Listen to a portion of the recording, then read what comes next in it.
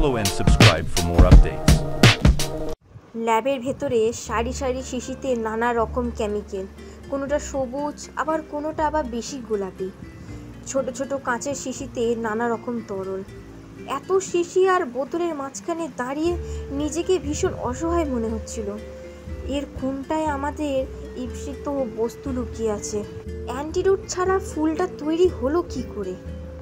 যখন এটা তৈরি হচ্ছিল তখন থেকে নিশ্চয়ই বিজ্ঞানীরা গ্যাস মাস্ক পরেছিলেন না।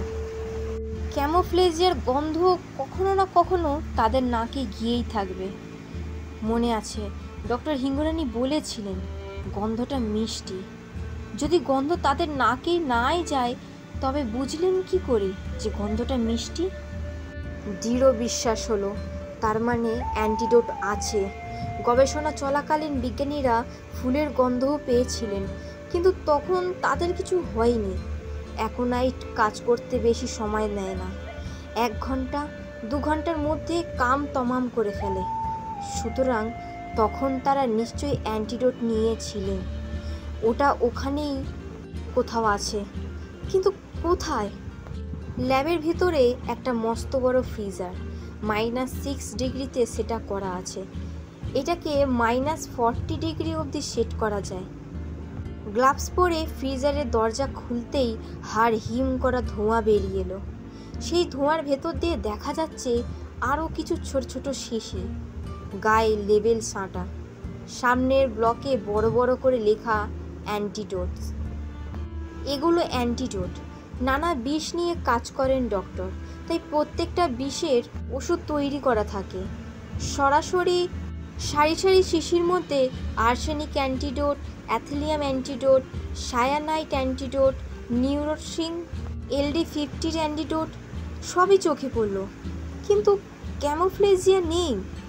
আশ্চর্য ব্যাপার, ক্যামোফ্লেজের অ্যান্টিডোট এখানে নেই কেন? তবে কি অন্য কোথাও? প্রথমে সবকটা শিশি নামিয়ে নামিয়ে দেখলাম, নেই। ল্যাবরেটরি প্রায় তছনছ করে খুঁজছি, নেই।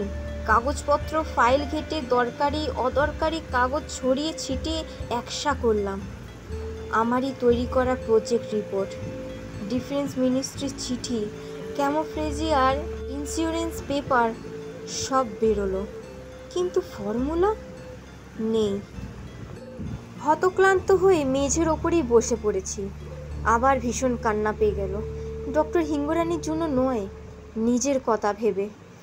শেষ পর্যন্ত আমাকেও বিষ নিঃশ্বাস নিয়ে অসহায় গিনিপিগের মতো মরতে হবে। চোখের সামনে দেখলাম ক্যামোফ্লেজিয়া আমার পেছনে ধাওয়া করছে, নীল বিষাক্ত শরীরে আমি। না, এভাবে এত সহজে মরব?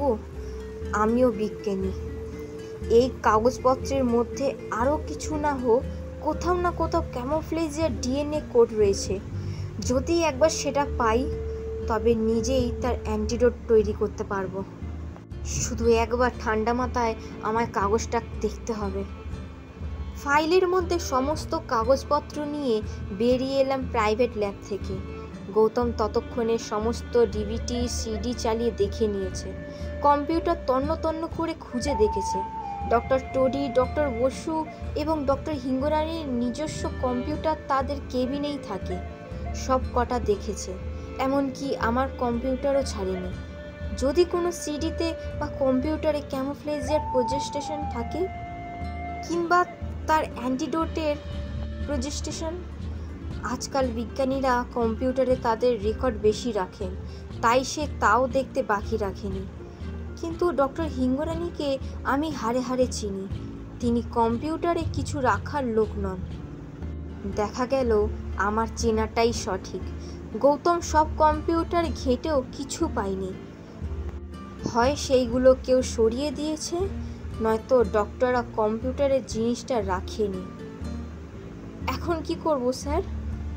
তার কণ্ঠস্বরে হতাশা। কিছুই তো পেলাম না।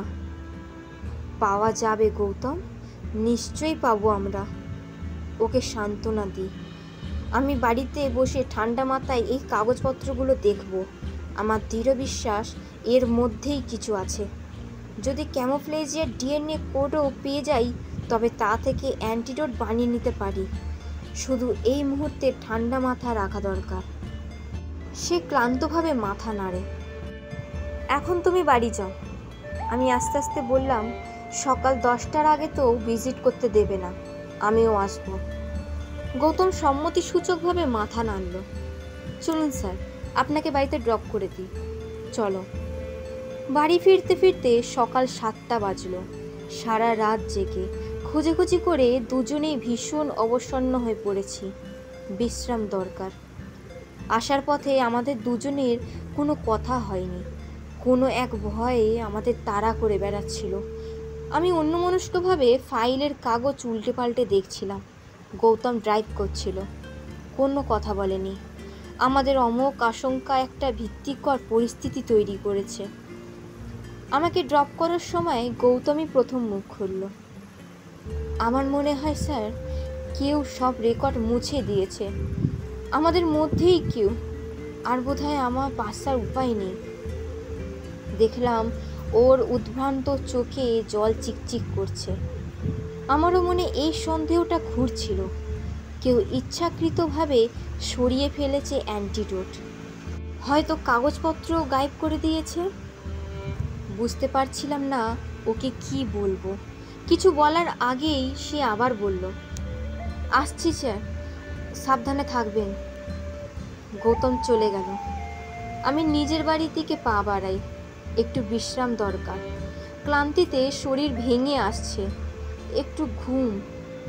কিন্তু এ কি, বাগানের পাশ দিয়ে যেতে যেতেই চমকে উঠলাম। কাল প্রতাপকে বলেছিলাম ঘাসগুলো কেটে ছেটে ফেলতে। ওকে কাটারি দিয়ে ঘাস ফুল ছাঁটতেও দেখেছি, তবে ওগুলো কি? বাগান আলো করে ঘাসের মধ্যে ছোট ছোট সাদা ফুল শিশির মেখে ঝলমল করছে। কাল সংখ্যায় কম ছিল, কিন্তু আজ প্রায় গোটা বাগান জুড়েই। মনে হলো ফুলগুলো বোধহয় আমার দিকে তাকিয়ে ব্যঙ্গের হাসি হাসছে। এত তাড়াতাড়ি এত ঘাস ফুল কোথা দিয়ে এলো? সংখ্যায় প্রচুর, আর সারা বাগানই প্রায় ছেয়ে ফেলেছে। এগুলো কালো ছিল, ঘাস ফুল নয়। এ ঘাস ফুল হতে পারে না। মুহূর্তের মধ্যে সিদ্ধান্ত নিলাম, পুরো বাগানের ঘাসই উপড়ে ফেলবো। ঘাস কাটার মেশিনটা আছে স্টোর রুমে, ওটা দিয়েই নিকেশ করব রক্তবীজের বংশধরকে। ঘাসও থাকবে না, ঘাস ফুলও নয়। আজ আর প্রতাপকে ডাকলাম না। এ কাজ নিজের হাতেই করা ফেলা ভালো। ওকে বিশ্বাস করতে পারছি না। আমি দেখে নেব। ঘাস কাটার চলতে শুরু করলো। চোখের সামনে দেখলাম ঘাসের গোড়া থেকে উপড়ে যাচ্ছে। সাদা ছোট ছোট ফুলগুলি নেতিয়ে পড়ছে ছিন্নমূল হয়ে। নাক আগেই ঢেকে নিয়েছিলাম, তাই গন্ধ পাওয়ার সম্ভাবনাই ছিল না।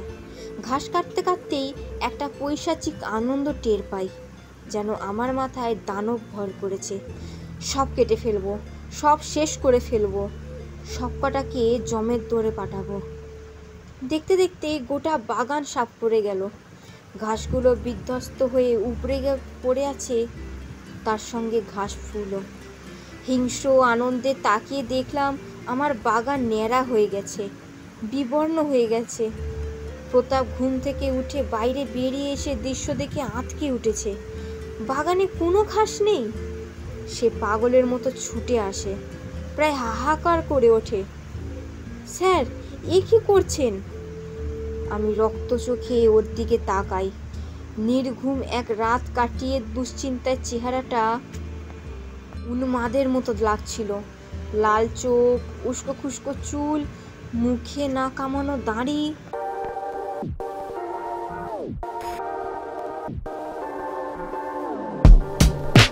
Follow and subscribe for more updates.